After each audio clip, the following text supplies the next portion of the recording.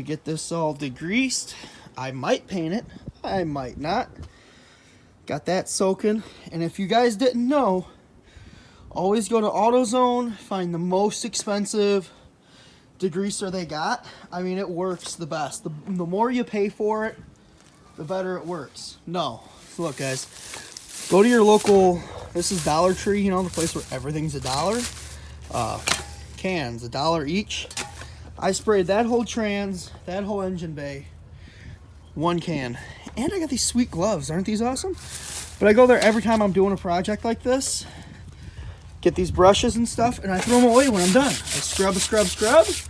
Like this one I'll probably be able to reuse to do the motor, but like when I'm doing motors, anything, Dollar Tree.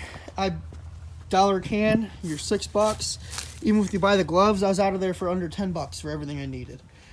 So, Dollar Tree for degreaser.